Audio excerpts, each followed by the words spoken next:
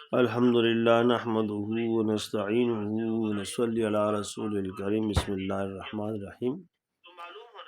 آج میں آپ کو اصحاب الفیل کا مختصر واقعہ بیان کرتا ہوں۔ یہ واقعہ نبی کریم صلی اللہ علیہ وسلم کی ولادت سے کچھ روز پہلے پیش آیا۔ یہ واقعہ جس سال میں گزرا ہے اسی سال کے کچھ عرصے کے بعد حضرت صلی اللہ علیہ وسلم پیدا ہوئے ہیں۔ حضرات محدثین نے اس واقعے کو نبی کریم صلی اللہ علیہ وسلم کے معجزات میں سے شمار کیا ہے، مگر چونکہ معجزے کا قانون یہ ہے کہ وہ نبی کی نبوت کے بعد اس کی تصدیق کے لیے ظاہر کیا جاتا ہے، نبوت سے پہلے یا نبی کی ولادت سے پہلے بعض اوقات جو واقعات اور نشانیاں خلاف عادت ظاہر ہوتی ہیں وہ بعینی ہی معجزہ نہیں ہوتا بلکہ معجزے کی طرح ہوتی ہیں۔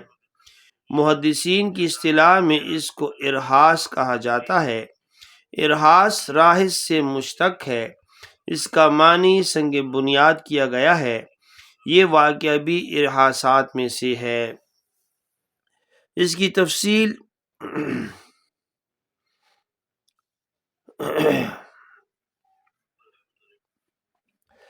تفصیل علامہ ابن کثیر رحمۃ اللہ علیہ نے اس طرح نقل فرمائی ہے کہ ملک یمن پر حمیر کا قبضہ تھا۔ یہ مشرک لوگ تھے۔ ان کا آخری بادشاہ ذوالنواس تھا جو بڑا ظالم تھا۔ اس نے اس وقت کے نصارہ جو اہل حق تھے، صرف خدا کی عبادت کرتے تھے، ان پر بڑا ظلم کیا۔ اسی نے طویل و عریض خندق کھدوا کر اس میں آگ بروا کر اہل حق نصرانیوں کو جو بت پرستی کے خلاف تھے اس میں ڈال کر جلا دیا، جن کی تعداد تقریباً 20,000 کے قریب تھی۔ اسی کا واقعہ سورۃ بروج میں گزر چکا۔ اس میں سے 2 آدمی 2 تیز رفتار گھوڑوں پر سوار ہو کر باغ نکلنے میں کامیاب ہو گئے۔ وہ کیسر ملک شام کے پاس گئے اور فریاد کی، ذوالنواس کے مظالم بیان کیے۔ اس نے بادشاہ حبشہ کو خط لکھا کہ تم اس ظالم سے ظلم کا انتقام لو۔ اس نے اپنا عظیم لشکر 2 کمانڈر ارباطہ اور ابرہہ کی قیادت میں یمن روانہ کیا۔ اس نے بھرپور حملہ کر کے یمن کو قوم حمیر کے قبضے سے آزاد کرا لیا۔ ذوالنواس بھاگ کر دریا میں کود گیا اور گھوڑے سمیت غرق ہو گیا۔ پھر ارباط یا رباطہ اور ابرہہ کی باہمی جنگ شروع ہو گئی۔ ارباط قتل ہو گیا۔ ابرہہ ملک یمن کا گورنر بن گیا۔ جب اسے معلوم ہوا کہ یمن کے لوگ حج کرنے کے لیے بیت اللہ جاتے ہیں اور بیت اللہ کا بڑا احترام کرتے ہیں، تو اس نے دارالحکومت صنعاء میں ایک بہت بڑا عالیشان کنیسہ یعنی گرجا بنایا، جس کی بلندی اتنی زیادہ تھی کہ اس کی چوٹی پر نیچے کھڑا ہوا آدمی نظر نہیں ڈال سکتا تھا۔ پھر اس کو سونا چاندی جواہرات کے ساتھ مرصع کیا۔ اس گرجے کی نظیر دنیا میں نہ تھی۔ یہ اس نے اس لیے تعمیر کیا تاکہ عرب لوگ اس کی شان و شوکت سے مرعوب ہو کر کعبہ کے بجائے اس کی طرف متوجہ ہو جائیں اور اسی کا طواف کریں۔ لیکن عرب میں اگرچہ بت پرستی اور شرک غالب آ گئے تھے، مگر اس کے باوجود ان کے دلوں میں دین ابراہیم اور کعبۃ اللہ کی عظمت و محبت پیوست تھی۔ اس لیے جب انہوں نے اس ابرہہ کی شرارت کے بارے میں سنا تو قبائل عرب، عدنان، قحطان، قریش میں غصے کی لہر دوڑ گئی۔ یہاں تک ان میں سے کسی نے رات کے وقت جا کر اس کنیسہ میں پیشاب کر دیا اور گندگی سے آلودہ کر دیا۔ بعض روایات کے مطابق کوئی مسافر قبیلہ رات کے وقت اس کنیسے کے پاس آ کر ٹھہرا اور آگ جلائی اور آگ کنیسے میں لگ گئی، جس سے اس کو سخت نقصان پہنچا۔ ابرہہ کو اطلاع دی گئی اور یہ بھی بتلایا گیا کہ یہ کام کسی قریشی نے کیا ہے، تو وہ آگ بگولا ہو گیا اور اس نے قسم کھائی کہ میں بدلہ لوں گا، اور بدلہ بھی اس طرح کہ ان کے کعبے کی اینٹ سے اینٹ بجا دوں گا۔ ابرہہ نے تیاری شروع کر دی اور اپنے بادشاہ حبشہ سے اجازت مانگی۔ اس نے نہ صرف اجازت دی بلکہ اپنے خاص ہاتھی عظیم الشان، جس کی کوئی نظیر نہیں پائی جاتی تھی، جس کا نام محمود تھا، وہ بھی ابرہہ کے حوالے کیا تاکہ اس پر سوار ہو کر کعبۃ اللہ پر حملہ کرے۔ نیز اس کے علاوہ 8 ہاتھی اور بھی روانہ کیے تاکہ کعبۃ اللہ کے گرانے میں ان سے مدد لی جائے، اور منصوبہ یہ تھا کہ بیت اللہ کے ستونوں میں لوہے کی مضبوط اور طویل زنجیریں باندھ کر ان زنجیروں کو ہاتھیوں کی گردنوں میں ڈال دیا جائے، پھر ہاتھیوں کو دوڑایا جائے تو نعوذ باللہ سارا کعبہ فوراً ہی زمین پر آ گرے گا۔ عرب میں جب اس حملے کی خبر پہنچی تو سارا عرب مشتعل ہو گیا اور مقابلے کے لیے تیار ہو گیا۔ خود یمن میں رہنے والے عرب حضرات ذو نفر نامی شخص کی قیادت میں مقابلے کے لیے تیار ہو گئے اور اس کے لشکر سے جنگ کی مگر شکست کھا گئے۔ ذو نفر خود قید ہو گیا۔ پھر آگے روانہ ہوا تو قبیلہ خشعم کے لوگ اپنے سردار نفیل بن حبیب کی قیادت میں مقابلے پر آ گئے، وہ بھی شکست کھا گئے، نفیل کو بھی قید کر لیا گیا۔ جب یہ لشکر طائف کے قریب پہنچا تو قبیلہ ثقیف نے مقابلہ نہ کرنے کا فیصلہ کیا، کیونکہ وہ ابرہہ کی فتح کے واقعات سن چکے تھے۔ انہوں نے ابرہہ سے طے کر لیا کہ آپ ہمارے بت خانے کو نہ چھیڑیں، ہم آپ کا تعاون کریں گے، بلکہ تمہاری رہنمائی کے لیے اپنا ایک سردار ابو رغال تمہارے ساتھ بھیج دیتے ہیں۔ ابرہہ اس پر راضی ہو گیا۔ یہ لشکر چلتا ہوا مکہ مکرمہ کے قریب ایک مقام مغمس پر پہنچ گیا۔ وہاں جا کر اس نے پڑاؤ کیا تو وہاں قریش مکہ کے اونٹ چر رہے تھے۔ ابرہہ کے لشکر نے سب سے پہلے ان پر حملہ کر کے ان کو پکڑ لیا۔ ان میں سے 200 اونٹ قریش کے سردار رسول اللہ صلی اللہ علیہ وسلم کے جد امجد خواجہ عبد المطلب کے تھے۔ اس کے بعد ابرہہ نے اپنا ایک سفیر حناطہ حمیری شہر مکہ بھیجا کہ وہ قریش کے سرداروں کو کہے کہ ہم جنگ کرنے کے لیے نہیں آئے، بلکہ ہمارا مقصد کعبہ کو گرانا ہے۔ اگر آپ رکاوٹ نہ بنے تو ہم تمہیں کوئی نقصان نہ پہنچائیں گے۔ حناطہ جب شہر میں داخل ہوا تو سب نے اس کو عبد المطلب کے پاس جانے کا مشورہ دیا کہ ہمارے بڑے سردار وہی ہیں۔ حناطہ عبد المطلب کے پاس پہنچا اور ابرہہ کا پیغام دیا۔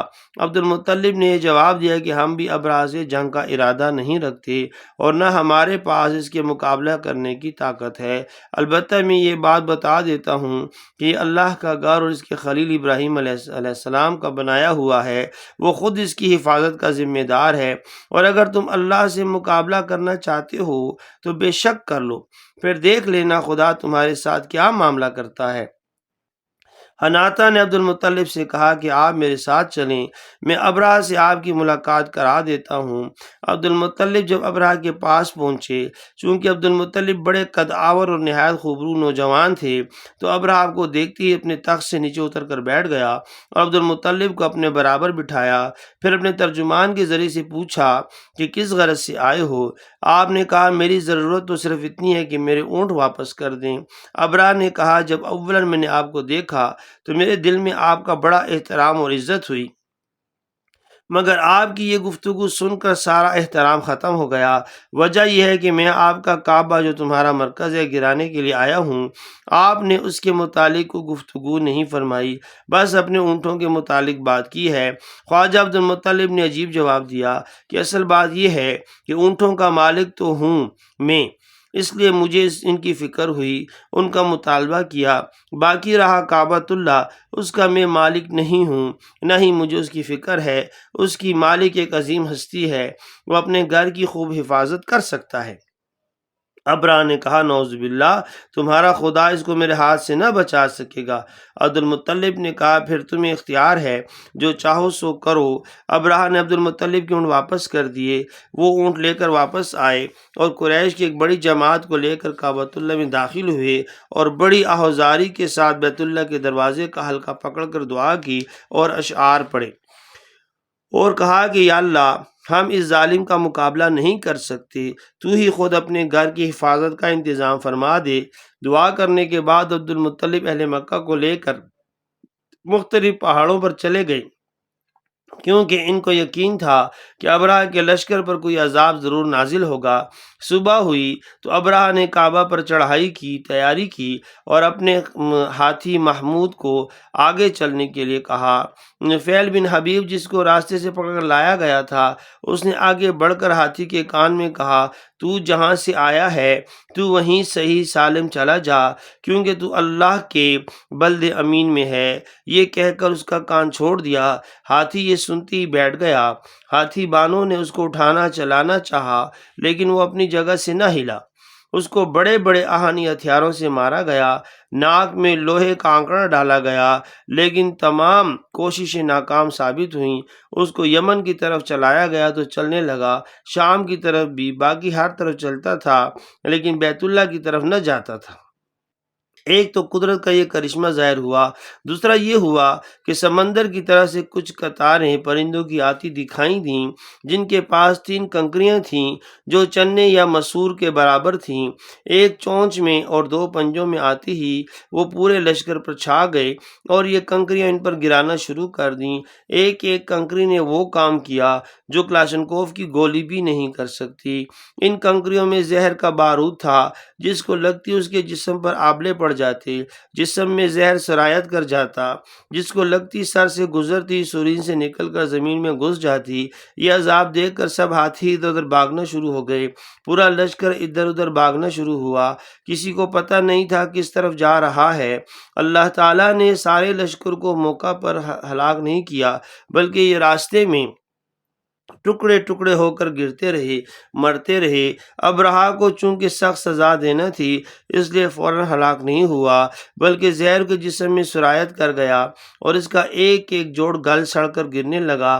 بعض مفسرین کے مطابق راستے میں مقام خوشام پر جا کر ہلاک ہو گیا، اور بعض مفسرین کے قول کے مطابق اس کو ملک یمن لایا گیا، لیکن اس کا حال ایسا ہو گیا تھا جیسے چوزا ہوتا ہے، اس کا سارا بدن ٹکڑے ٹکڑے ہو کر بہہ گیا اور وہ مر گیا۔ بعض حضرات نے تحریر کیا ہے کہ محمود ہاتھی زندہ بچ گیا تھا، اس کے 2 ہاتھی بان جو اس کو اٹھانا چاہتے تھے وہ بھی مکہ مکرمہ رہ گئے تھے، مگر دونوں اندھے اور اپاہج ہو گئے۔ حضرت عائشہ رضی اللہ عنہا اور حضرت اسماء رضی اللہ عنہ دونوں فرماتی ہیں کہ ہم نے ان دونوں کو بھیک مانگتے ہوئے دیکھا۔ اس طرح اللہ تعالیٰ نے اپنی قدرت کاملہ کا نظارہ کراتے ہوئے چھوٹے چھوٹے پرندوں کے ذریعے ایک بڑے لشکر کو تباہ کر دیا۔ اللہ تعالیٰ مجھے اور حضرت پاک صلی اللہ علیہ وسلم کی ساری امت کو اپنے عذاب سے بچائے، اور آپ کو اور مجھے اور حضرت پاک صلی اللہ علیہ وسلم کی ساری امت کو صحیح اسلام پر عمل کرنے کی توفیق عطا فرمائے۔ جزاک اللہ خیرہ۔